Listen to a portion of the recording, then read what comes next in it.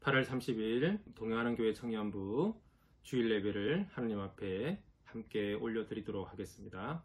함께 기도로 주님 앞에 나아가도록 하겠습니다.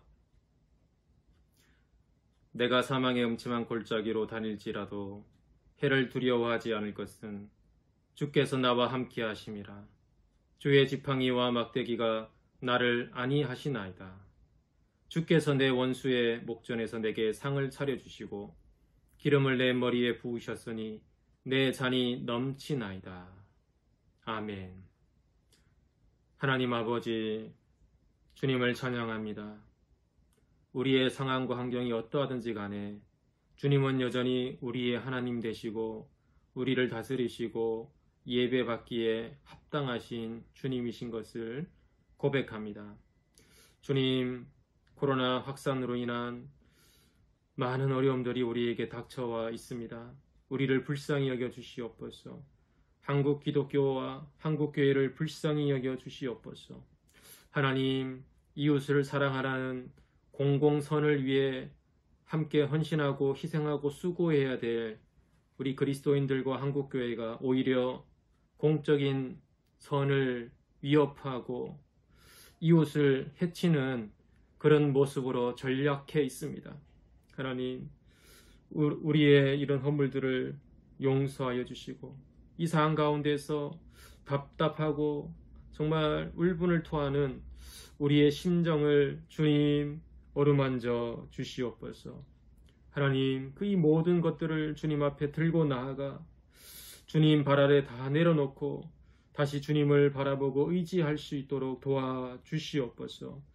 예배 가운데 하나님을 만나게 하여 주시고 주님의 다스리심과 통치를 다시 기억하며 다시 우리가 살아가야 될 현실 가운데서 어떻게 신앙인답게 살아가야 될지 주님 저희들을 가르쳐 주시고 인도하여 주시옵소서. 예수님의 이름으로 기도합니다. 아멘. 이 시간 모든 상황 속에서 함께 찬양하겠습니다.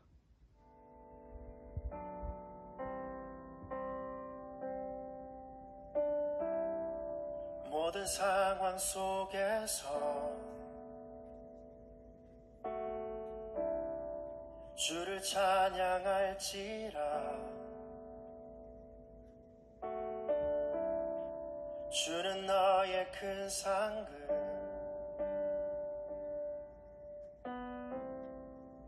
큰 도움이시라. 주의 얼굴 구할 때 주의 영을 부으사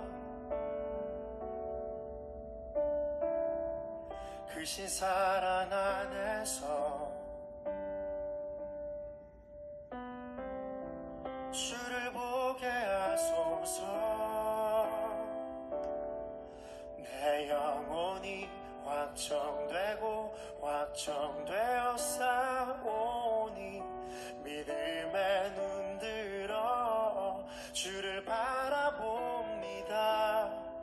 내 영혼이 확정되고 확정되어 싸우니 믿음의 눈 들어 주를 바라봅니다.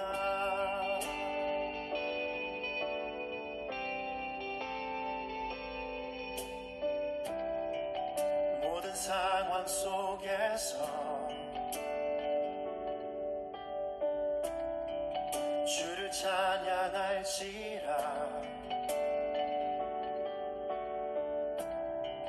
주는 너의 큰 상급 큰 도움이시라. 주의 얼굴 구할 때 이 시간 주의 영을 부으사 크신 사랑 안에서 주를 보게 하소서. 내 확정되어 싸우니 믿음에 눈들어 주를 바라봅니다. 내 영혼이 확정되어 싸우니 믿음에 눈들어 주를 바라봅니다. 내 영혼이 확정되어 싸우니 믿음에 눈들어 주를 바라봅니다. 내 영혼이 확정되어 싸우니 믿음에 눈들어 주를 바라봅니다. 주를 찬양할 때 주의 나라 이미 맺네. 그의 영원한 나라 보게 하소서. 주를 찬양할 때 주의 나라 이미 맺네. 그의 영원한 나라 보게 하소서. 내 영혼이 확정되어 싸우니 믿음에 눈들어 주를 바라봅니다. 내 영혼이 확정되어 싸우니 믿음에 눈들어 주를 바라봅니다. 내 영혼이 확정되어 싸우니 믿음에 눈들어 주를 바라봅니다. 내 영혼이 확정되어 싸우니 믿음에 눈들어 주를 바라봅니다. 사랑하는 교회 청년부 여러분 반갑습니다. 우리 각자 집에서 자신의 장소에서 하나님께 예배하는 여러분들을 축복하고 또 환영합니다. 지난주 토요일이었죠? 예, 우리 청년부 역사상 처음인 것 같은데 온라인 세미나를 했습니다. 코로나 동행 키트라는 주제로 또 코로나 시대에 우리 그리스도인들의 신앙과 삶이란 주제로 김상덕 박사님을 모시고 이런저런 좀 이제 강의도 듣고 또 나눔하는 시간도 가졌습니다. 특히 최근에 벌어졌던 이런 사건들로 인해서 이 코로나 상황 속에서 한국 기독교의 민낯을 이제 보고 여러 가지 많은 고민들을 하게 되는 또 그런 시간이기도 했습니다. 함께 동참해 주신 우리 청년들에게 감사하다고 전하고 싶습니다. 제가 선물로 우리 청년부에서 이제 기프티 카드랑 또 책을 보내드렸는데 책이 아마 다음 주 이제 돌아오는 그 주 화요일 날 아마 도착할 것 같습니다. 주소를 아직 이제 파악하지 못한 두 분은 나중에 따로 또 전달해 드리도록 하겠습니다. 오늘 하나님께서 주시는 말씀은 마가복음 5장 21절에서 34절, 마가복음 5장 21절에서 34절 말씀입니다. 예수께서 배를 타시고 다시 맞은편으로 건너가시니 큰 무리가 그에게로 모이거늘 이에 바닷가에 계시더니 회당장 중에 하나인 야이로라 하는 이가 와서 예수를 보고 발 아래 엎드려 간곡히 구하여 이르되 내 어린 딸이 죽게 되었사오니 오셔서 그 위에 손을 얹으사 그로 구원을 받아 살게 하소서. 이에 그와 함께 가실새 큰 무리가 따라가며 애워싸 밀더라. 12해를 혈루증으로 앓아온 한 여자가 있어 많은 의사에게 많은 괴로움을 받았고 가진 것도 다 허비하였으되 아무 효험이 없고 도리어 더 중하여졌던 차에 예수의 소문을 듣고 무리 가운데 끼어 뒤로 와서 그의 옷에 손을 대니 이는 내가 그의 옷에만 손을 대어도 구원을 받으리라 생각함일러라. 이에 그의 혈루 근원이 곧 마름에 병이 나은 줄을 몸에 깨달으니라. 예수께서 그 능력이 자기에게서 나간 줄을 곧 스스로 아시고 무리 가운데서 돌이켜 말씀하시되 누가 내 옷에 손을 대었느냐? 제자들이 여짜오되 우리가 여호수아 미는 것을 보시며 누가 내게 손을 대었느냐 물으시나이까? 예수께서 이 일 행한 여자를 보려고 둘러보시니 여자가 자기에게 이루어진 일을 알고 두려워하며 떨며 와서 그 앞에 엎드려 모든 사실을 여쭈니 딸아, 내 믿음이 너를 구원하였으니 평안히 가라. 내 병에서 놓여 건강할지어다. 두 명의 딸 시리즈로 첫 번째 시간 동선 공개라는 제목으로 하나님 말씀을 같이 나누도록 하겠습니다. 최근 코로나 감염 확산이 지난 3월 달보다 더 크게 일어나고 있습니다. 또 그리고 그 중심에 교회가 있어서 훨씬 더 어려운 상황 가운데 저희들이 처해 있습니다. 저 개인적으로도 사실 3월 달부터 시작된 그 코로나 확산과 또 코로나 상황 속에서 새로운 삶, 변화된 삶을 살아가고 고민하느라고 굉장한 또 고민과 어려움들을 겪고 왔습니다. 그런데 또다시 그것을 반복해야 되고 또 더 악화된 상황에서 그것을 또 반복해야 된다는 것이 저 개인적으로도 굉장히 큰 부침이 된다는 것을 최근에 발견하고 있습니다. 저뿐만이 아니겠죠. 예, 많은 국민들과 또 많은 사람들이 또 교회로 인한 이 감염으로 인한 또 많은 실망감을 그리스도인들도 갖고 있고 또 그 상황 속에서 우리의 신앙이 어떠해야 되는지에 대해서 또 많은 또 고민들을 하게 되는 요즘입니다.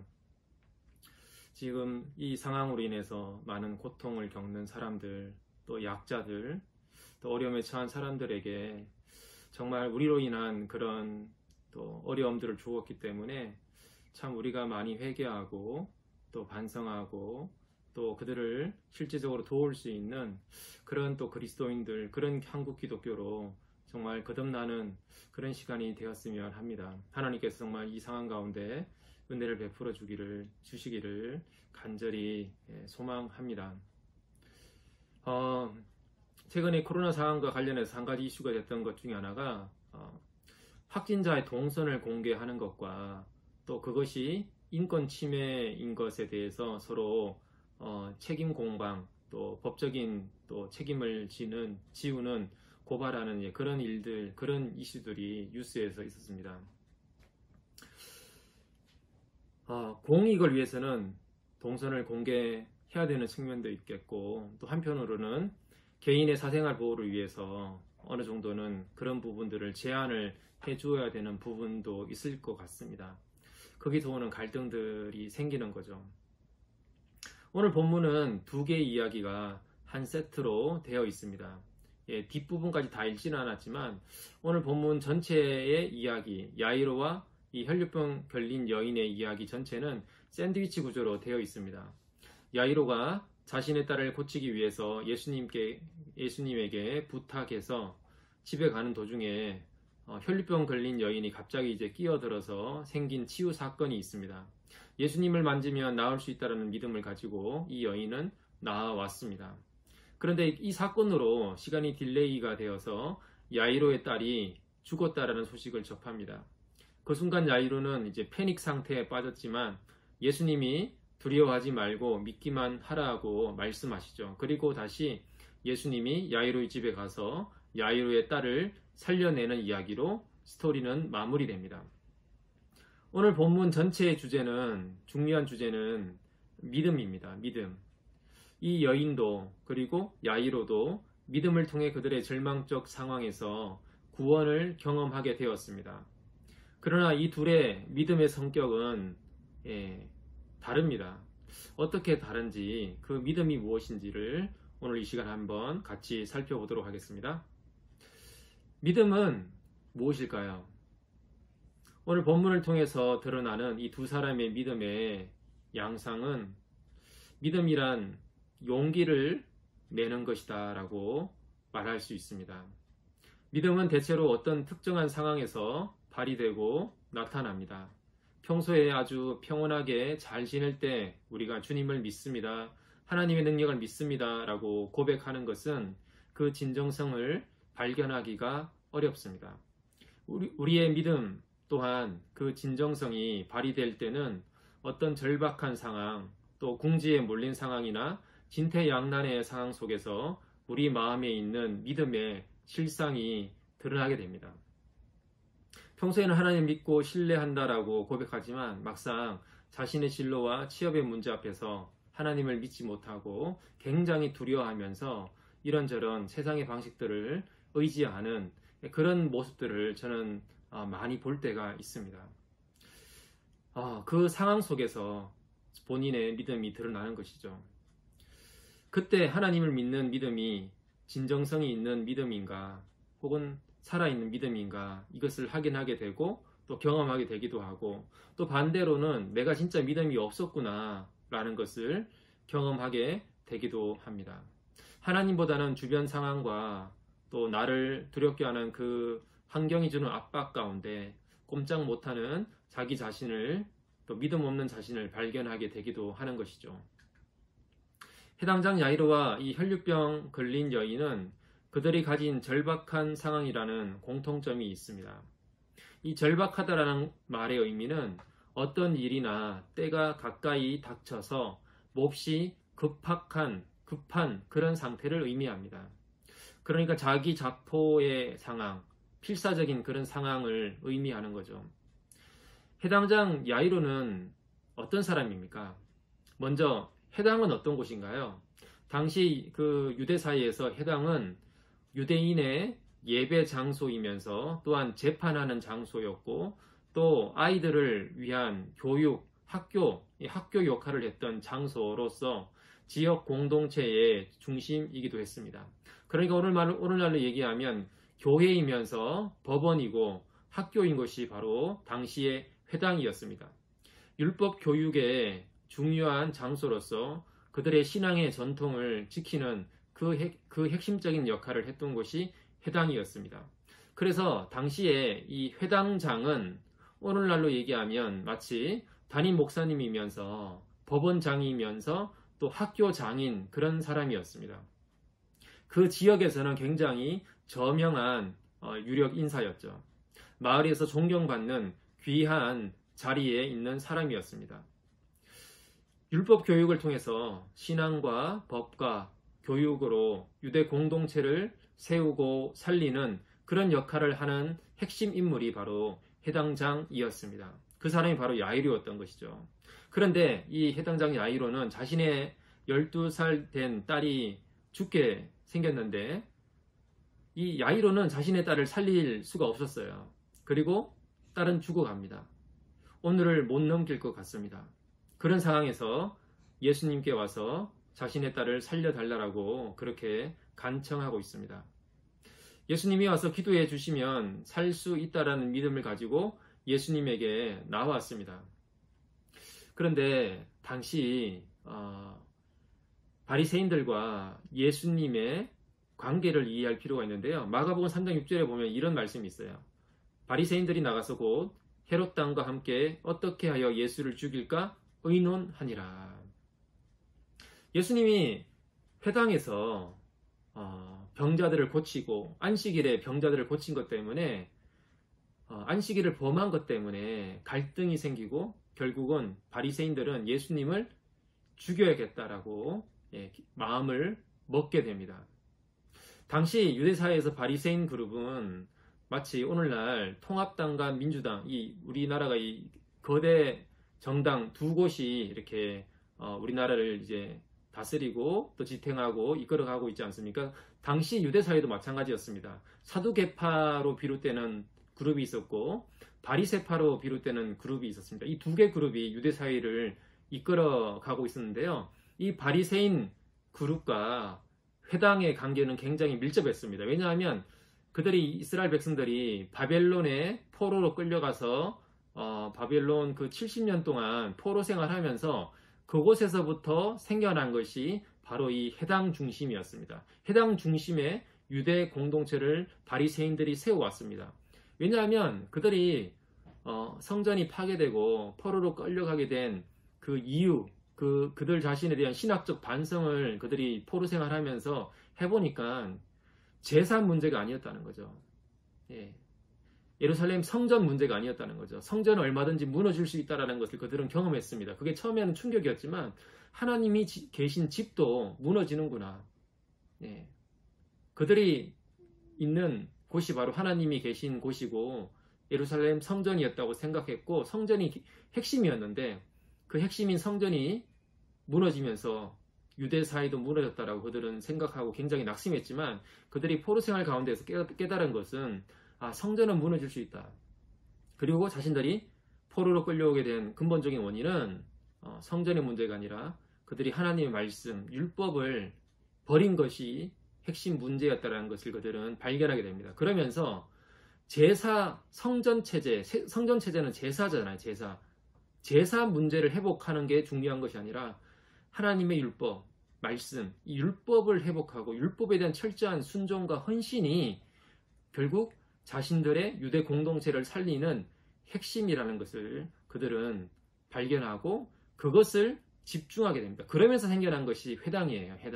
회당에서 이제 말씀, 율법 교육이 일어나게 되는 거죠. 그래서 그들은 포로 생활이 끝나고 유대 공동 이스라엘 땅으로 돌아와서도 물론 성전도 재건하게 되지만 가장 핵심적으로 했던 것은 회당 중심의 유대교, 율법 중심, 토라 중심의 유대교를 이스라엘 공동체를 세워가는 것이었습니다. 그 핵심에 바리새인들이 있었던 것이죠. 근데 오늘 이 마가복음 3장 6절에 보면 예수님과 바리새인들의 관계가 뒤틀려지고 예수님은 바리새인들로부터 저 사람은 죽여야겠구나. 하나님의 율법을 모독하고 무시하는 저 사람을 죽여야겠구나. 그렇게 이제 벌어지는 그런 상황이 벌어지는 배경 가운데서 이 해당장은 당연히 이 바리새인 그룹에 속한 그들과 이제 밀접한 관계에 있는 사람이었습니다. 그리고 예수님도 그 일 이후에 점점 해당과 거리가 멀어지게 되는 거죠. 더 이상 이제 해당에 가서 말씀을 전하지 않는 그런 패턴으로 마가복음은 흘러가게 됩니다. 점점 적대적이 되는 거죠. 바리새인과 해당과 예수님과의 관계가. 이 시점에 해당장이 야이로가 예수님에게 찾아갔다는 거예요.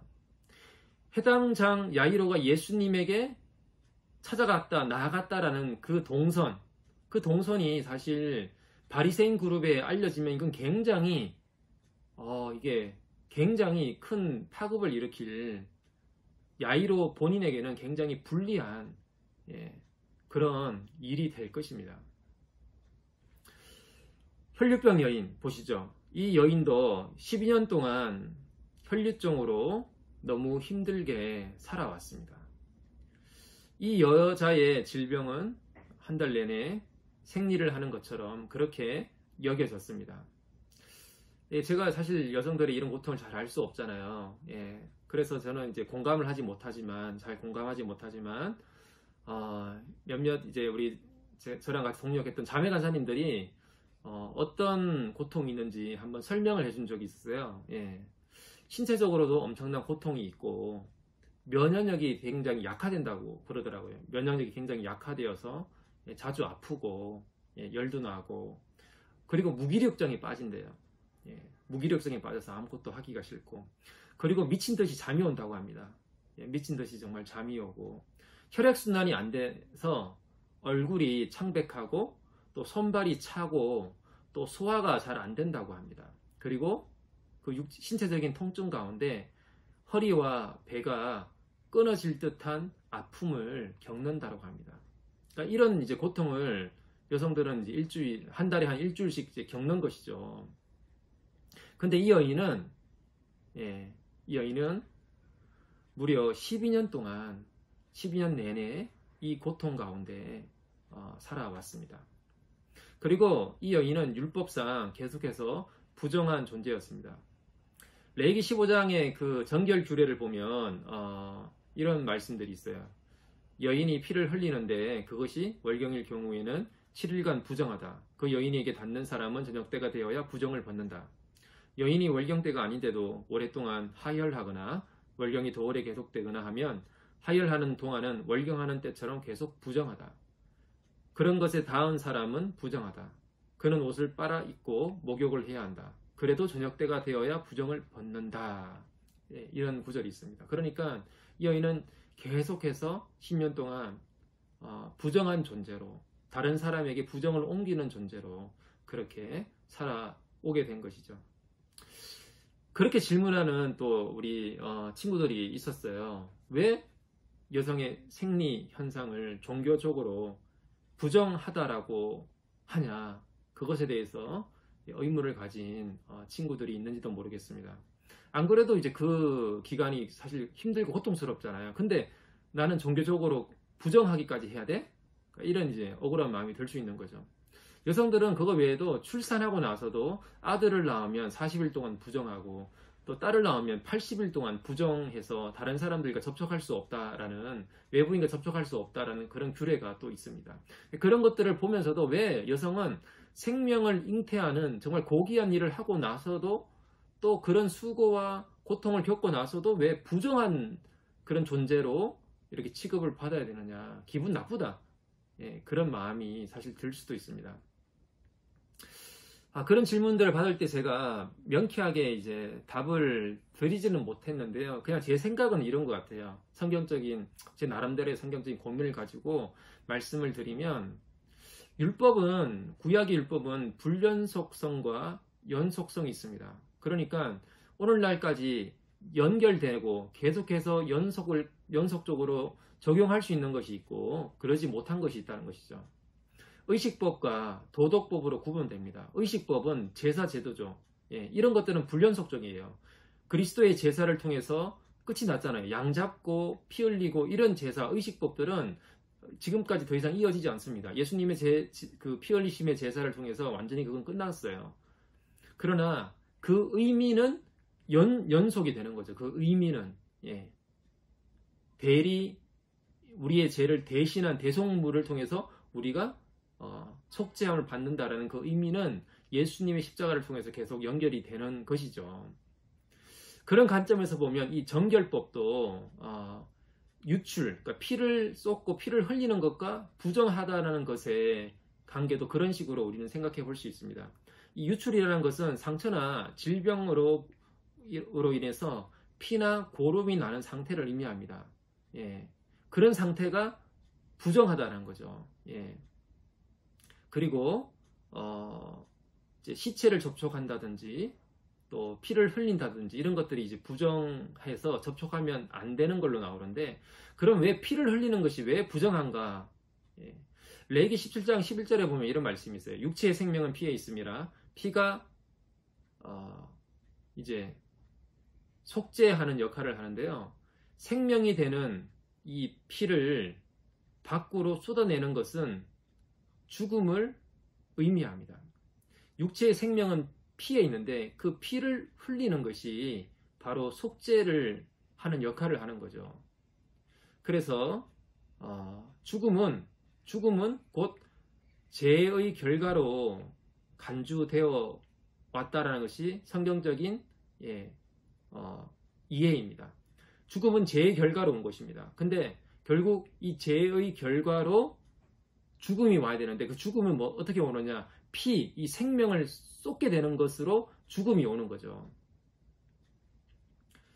창세기 3장에 보면 인간의 범죄 후에 하나님의 그 심판 중에 남자는 땅이 저주를 받아서 평생 동안 땀을 흘리고 수고해야 먹고 살 수 있는 그런 저주를 받죠. 반면에 여자는 임신하는 고통을 크게 더한다라고 되어 있어요. 임신하는 고통을 크게 더하고 수고해야지 자식을 낳을 것이다 라는 그런 저주를 받습니다. 그러니까 하나님의 원래 계획은 이제 범죄하기 전에 에덴 동산에서 아담과 하와가 함께 한 몸을 이루어 살 때 원래 하나님의 원래 계획에도 출산이 있었던 것 같아요. 원래 생명을 잉태할 수 있는 출산이 있었는데, 그때는 아마 해산하는 고통 없이 그렇게 출산할 수 있었지 않았을까 생각이 들어요. 근데 범죄 이후에, 타락 이후에 그 출산의 엄청난 고통이 저주로 이제 들어오게 된 것이죠. 그런 관점에서 보면 이 범죄, 인간의 죄로 인해서 이제 죽음이 왔고, 그 죽음을 의미하는, 피를 흘린다라는 게 곧 죽음을 의미하잖아요. 그 피를 흘리는 것이 곧 죽음을 의미하는 죄의 결과라는 것을 보여줄 수 있습니다. 그런 점에서 피를 흘리는 그 현상 자체가 부정한 것으로 우리는 이해할 수 있습니다. 그런 관점에서 한번 좀 이해했으면 좋겠고요. 그래도 불구하고 그래도 억울하다. 여성으로서 이건 억울하다. 좀 뭐 그러실 수도 있는데, 예, 충분히 이해합니다. 예, 그런 부분들은 하나님께 좀 더 따져보시면 좋겠어요. 예, 저는 저도 잘 모르겠어요, 솔직히. 아무튼 넘어가서 이 혈류병 걸린 여인이 결국은 누군가를 접촉하면 그 사람은 어떻게 되는 거죠? 하루 종일 부정한 존재가 되고, 예, 옷을 빨고 목욕해야 되는 거예요. 그러니까 이 여인과 접촉만 하면 그 사람은 하루 일정을 완전히 망치는 거예요. 예, 그 사람은 자가격리해야 되는 거죠. 오늘날로 얘기하면. 그러니까 이 여인은 오늘날로 얘기하면 확진자와 비슷한 거죠. 당시 고대인들의 평균 수명이 약 40년이었거든요. 예, 근데 이 여인이 12해 동안, 12년 동안 아팠다라는 것을 볼 때 이 여인은 성인이 된 이후에 대부분의 시간을 이러한 문제를 가진 채 고통 속에 살아왔습니다. 유대사회에서 이 부정한 자, 종교적으로 정결법상 부정한 자는 회당에 들어갈 수가 없었어요. 근데 회당에 들어갈 수 없었다라는 그것의 의미는 유대 공동체에 받아들여지지 않는 존재가 된다는 것을 의미합니다. 왜냐하면 유대 공동체는 종교적으로 또 그 교육적으로 또 법률적으로 그 공동체의 핵심이잖아요. 그러니까 그것에 참여하지 못하는 거죠. 그러니까 이 유대 공동체로부터 왕따당하고 차별받고, 내가 존재하고 싶지만, 이곳에서 존재하고 싶지만 존재가 부정당하는 사람이 바로 이 여인이었습니다. 여러분, 왕따의 고통을 경험해 보신 적이 있습니까? 분명히 나는 이 반에, 이 학급에 존재하고 있지만 없는 존재로 취급받잖아요. 왕따라는 게. 그리고 이 여인은 본문에 보면 또 많은 의사들에게 치료를 받았으나, 그러니까 낫고 싶었던 것 같아요. 진짜 어떻게든 고치고 낫고 싶은 마음에 많은 의사들을 찾아갔어요. 그런데 형편없는 치료로 돈만 날렸다라고 되어 있죠. 그리고 상태가 더 나빠졌어요. 안 좋아졌어요. 예. 그러니까 이런 걸 보면 이 여인은 나는 왕따가 아니고 없는 존재가 아니고 나는 있는 존재다. 나는 유대 사회의 한 구성원으로서 존재하고 싶다라는 이 여인의 몸부림이라는 것이죠. 이렇게 어떻게든 낫고자 했던 이 여인의 이 노력들은. 근데 그 모든 노력들이 어떻게 됐습니까? 완전히 숲으로 돌아간 거죠. 그러니까 이 병도 병이지만 인간관계의 단절 속에 소외감과 외로움으로 이 여인은 또 고통 속에 살아왔습니다. 여러분, 우리에게도 어떤 절박한 문제가 있지 않습니까? 야이로가 가지고 있었던 딸을 살리고자 했던 절박함, 그리고 이 혈류병 걸린 여인이 가진 그런 절박함과 비슷한 그런 어떤 절박함이 여러분에게도 있지 않습니까? 저는 살아오면서 어릴 때 저에게 있었던 컴플렉스 중에 하나는 손발에 땀이 굉장히 많이 났어요. 지금도 그렇긴 한데 다한증이라고 그러죠. 다한증 때문에 손발에 땀이 굉장히 많이 났는데, 그래서 사람들과 그러니까 악수를 해야 될 때 굉장히 부담스러웠어요. 예, 피하고 싶고, 그런 상황이 오면 도망가고 싶고, 예. 그리고 이렇게 예전에는 저희가 이렇게 학교에 시험 보면 이렇게 시험지에 답안을 쓰잖아요. 그러면 땀 때문에 이렇게 답안지가 다 젖고 이래서 시험을 제대로 막 보지 못하고 막 그런 경험도 많았습니다. 그런 것들이 저에게는 굉장히 어릴 때 컴플렉스였어요. 예. 한 번은 제가 대학교 1학년 때 다녔던 그 교회에 저를 담당했던 소그룹 이제 리더했던 누님이 계셨는데, 그 누님의 컴플렉스가 있었는데, 그 누님은 얼굴에 있는 그 피부 트러블이 좀 많이 있었거든요. 그 피부 트러블이, 얼굴에 있는 피부 트러블이 그 누님의 컴플렉스였어요. 근데 저는 이제 그 당시 20대의 초반에 철없는 나이여서 이제 그런 걸 잘 모르고 아무 생각 없이 그렇게 이제 막 상처 주는 말을 했던 적이 있습니다. 아니 왜 누나는 저 다른 소영이 누나처럼 저 소영이 누나는 왜 얼굴이 이렇게 하얀데 왜 누님은 왜 이렇게 얼굴이 이렇게 피부 트러블이 왜 그런 것들이 많아요? 이렇게 이제 한번 얘기했다가 이제 그 누님한테 한번 크게 맞은 적이 있죠. 그때 이제 아무 생각 없이 그런 얘기를 해서 상처를 준 적이 있는데, 근데 그게 이제 그 누님한테는 그 당시에 굉장히 큰 컴플렉스였다는 것을 뒤늦게 그때 알게 되었습니다. 여러분은 어떤 컴플렉스나 어떤 절박한 문제들이 있습니까? 우리 각자들은 다 나름대로 어떤 그런 절박하고 어려운 문제들이 하나씩은 다 가지고 있는 것 같습니다. 각자의 환경과 처지에서 이 혈류병 여인처럼 노력하고 예를 써도 상황이 더 좋아지기는커녕 나빠지는 그런 모습들이 우리에게 있지 않습니까? 마치 이런 모습은 오늘날 한국 사회를 살아가는 오늘날 한국 사회에 있는 청년들의 자아상과 비슷합니다. 노력하고 노력해도 더 이상 미래가 나아질 거라고 기대되지 않는 그런 상황 속에 놓여 있는 청년들이 우리 주변에 정말 많이 놓여 있습니다. 게다가 이 코로나 상황까지 엎친데 겹쳐서 우리의 이 미래와 앞으로의 전망이 청년들의 앞으로의 삶이 더 불투명해지고 어려운 가운데 더 놓여지게 되지 않았습니까? 그런데 의외로 우리가 가진 이런 절박한 문제를 가지고 예수님에게 나아가지 않습니다. 다른 방법이 있다고 생각합니다. 다른 방법을 통해서 내 문제를 해결해 보자 합니다. 돈을 통해서든지 인맥을 통해서든지 나의 지식이나 다른 방법으로 우리가 가진 문제들을 우리는 해결하려고 할 때가 많습니다.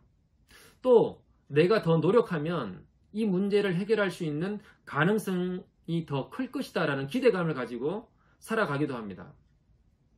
또 문제가 더 심각해지고 나도 어쩔 수 없는 상태가 되면 그냥 그 문제를 감추고 살아가는 것을 선택하기도 합니다. 다른 사람들의 시선, 나를 어떻게 볼까? 다른 사람들의 평가나 판단이 두려워서 숨어버리는 것을 선택하고 살아가는 것이죠. 누가 나를 건들지 않으면 우린 충분히 우리 자신의 그런 절박한 문제든 컴플렉스든 감추고 그냥 살아갈 만 하잖아요, 사실.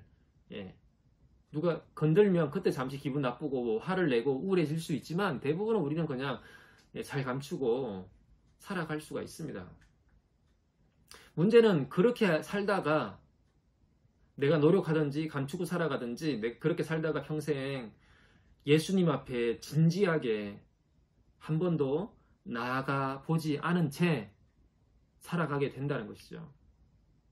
어떤 사람에게는 이런 절박한 상황이 예수님에게로 나아가는 통로가 되지만 또 어떤 사람에게는 그냥 도피하고 자신의 그 두려움이라는 동굴 속에 숨어버리는 그런 계기가 되기도 합니다. 이 해당장 야이로와 혈류병 걸린 여인은 사회적인 신분은 너무나 극과 극이에요. 정반대에 있는 인물들입니다. 하지만 이 야이로는 예수님의 발 앞에 엎드렸습니다. 당시 발 앞에 엎드린다라는 것은 정말 높은 지위에 있는 황제에게 할 법한 그런 존경의 표현이거든요. 당신에게 나의 모든 처분을 맡깁니다. 살려주십시오. 이런 의미입니다. 그러니까 야이로는 그런 마음으로 수많은 사람들이 보는 앞에서 해당장이란 신분으로 예수님에게 그렇게 나아가서 무릎을 꿇었던 것입니다. 자신의 신분, 사회적인 지위, 사람들이 나를 어떻게 볼까? 이런 것을 신경 쓰지 않은 거죠. 그 체면을 버린 거예요. 바리새인 그룹이랑 이렇게 관계가 뒤틀려질 것에 대한 두려움들, 그런 걸 다 이렇게 내려놓은 거예요. 예수님만 바라보고 나아갔습니다. 혈류병 여인은 어떻습니까? 사회적 신분은 해당장과 완전히 반대에 있는 사람이에요. 차별받는 여성이었죠. 유대 사회로부터 이렇게 존재가 사라진 그런 인물이었어요. 이 혈류병 여인은 이름도 없어요. 이렇게 해당장은 야이로라는 그 이름이라도 있는데 이 여인은 이름이 없어요. 그냥 한 여자죠, 한 여자. 그러니까 부정하다라는 죄인 취급을 받았죠. 유대 공동체로부터 자신의 존재가 거부당하는 그런 사람입니다. 어떻게 보면 야이로는 사람들 앞에서 당당하게 예수님 앞에 예수님께 나아갈 수 있는 사람일 수 있습니다. 근데 이 여자는 혈류병이라는 또 병 때문에 사람들에게 이제 부정함을 옮기잖아요. 예. 그렇기 때문에 사람들에게 들키면 안 되는 상황에서 예수님께 나아가야 했습니다. 그러니까 사람들 때문에 내가 하나님 앞에 나아갈 수 없는 그런 최적의 조건을 갖춘 사람이 바로 이 혈류병 걸린 여인이었던 것이죠. 근데 그럼에도 불구하고 이 여인은 용기를 내서 예수님에게 나아가서 그 옷자락을 붙잡았습니다. 이 두 사람에게 있어서 믿음이란 용기입니다. 용기를 내는 거예요.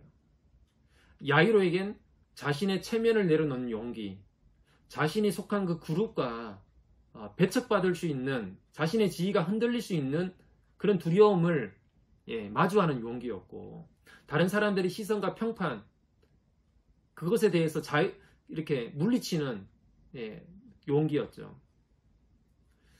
이 여인에게는 자신의 치부가 드러나는 것, 사람들에게 비난받을 것에 대한 그런 두려움과 맞서는 용기였습니다. 그리고 이 두 사람 다 자신이 처한 절박한 상황에서 일어나서 보통 사람들은 그냥 그 절박한 상황에 그냥 주저앉아 버려서 그냥 그렇게 어쩔 수 없다라고 체념하고 사는 사람도 되게 많잖아요. 그렇게 사는 사람 정말 많거든요. 근데 이 두 사람은 그렇게 하지 않고 그 상황에서 일어나서 예수님께로 나아가는 용기를 발휘했습니다. 이게 믿음인 거죠. 우리는 그동안 어떻게 살아왔습니까? 믿음으로 살아왔습니까? 다시 말해 이 야이로처럼 사람들과의 관계 안에서 우리 자신이 경험하는 어떤 체면, 우리 자신의 이미지를 관리하는 것, 그거 이미지 관리해야 되잖아요, 사실.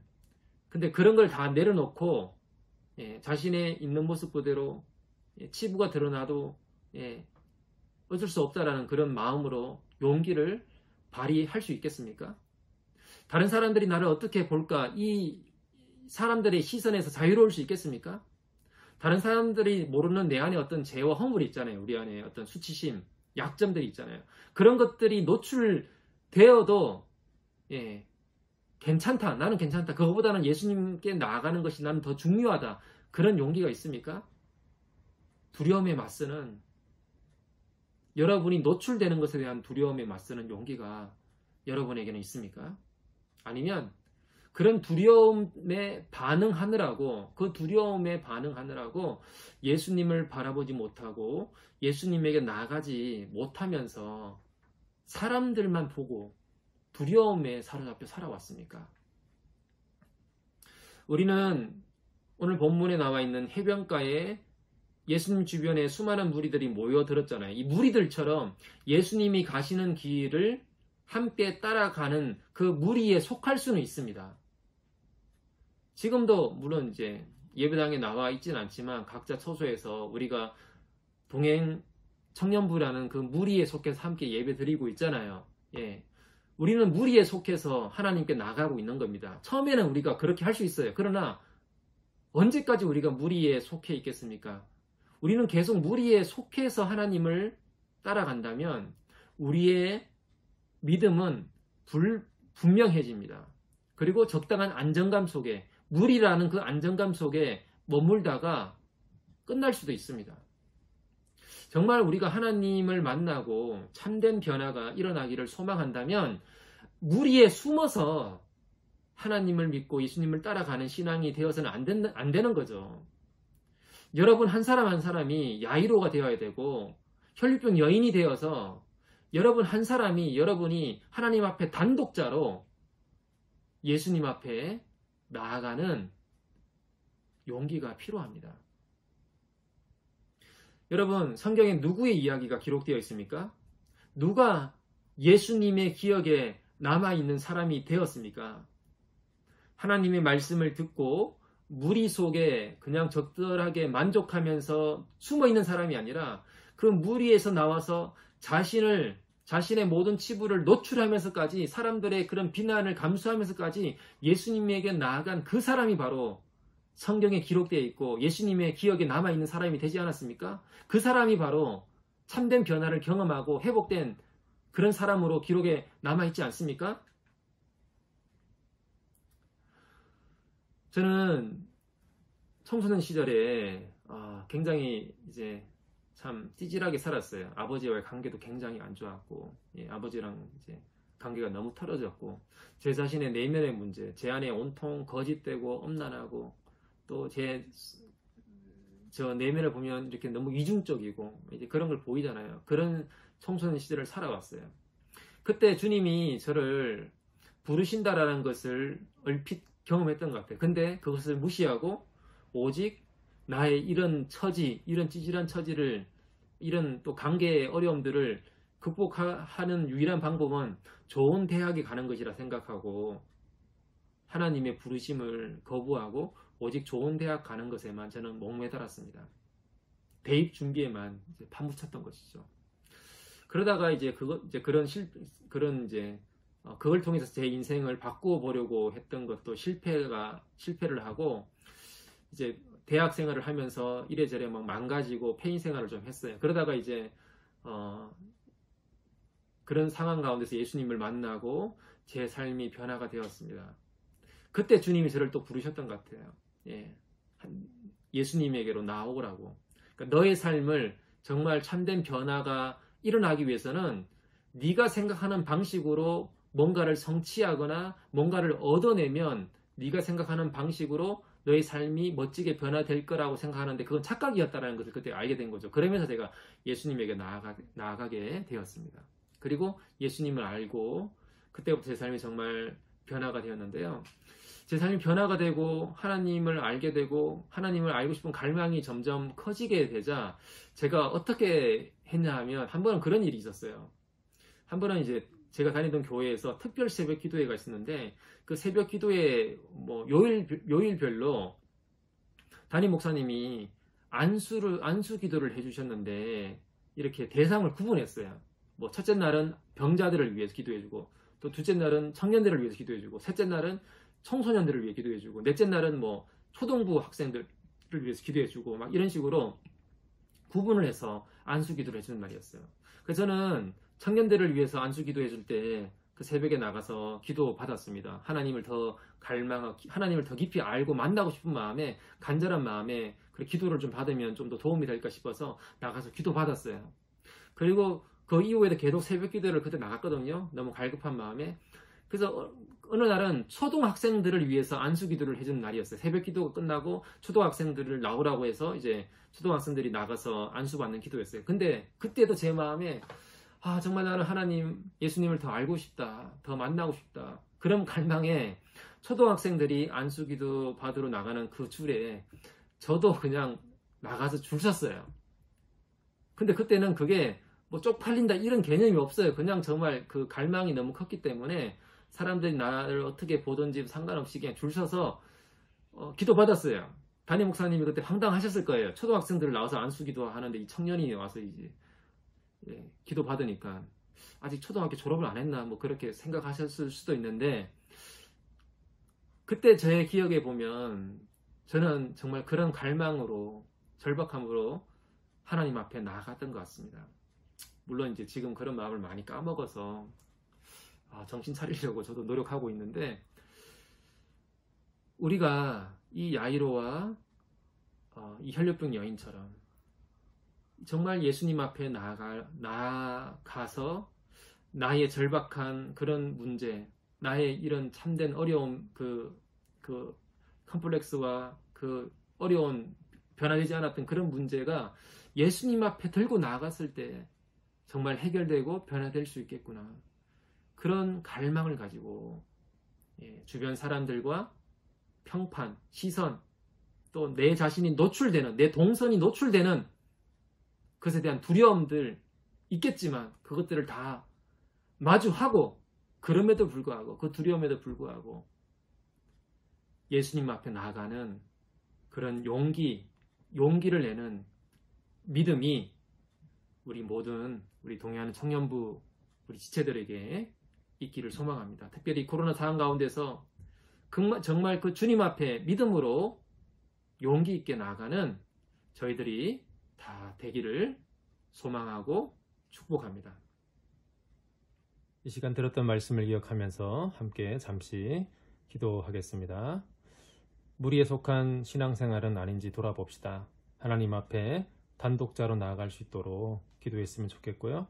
사람들의 시선, 평가, 나 자신이 드러날 것에 대한 두려움을 마주하면서까지 용기를 내서 믿음으로 나아가야 될 어떤 삶의 부분이 있습니까? 그것은 무엇입니까? 그 부분에서 주님의 도우심을 이 시간 우리 각자 있는 처소에서 잠시 기도하도록 하겠습니다. 주를 바라봅니다. 내 영혼이 확정되어 싸우니 믿음에 눈들어 주를 바라봅니다. 내 영혼이 확정되어 싸우니 믿음에 눈들어 주를 바라봅니다. 내 영혼이 확정되어 싸우니 믿음에 눈들어 주를 바라봅니다. 내 영혼이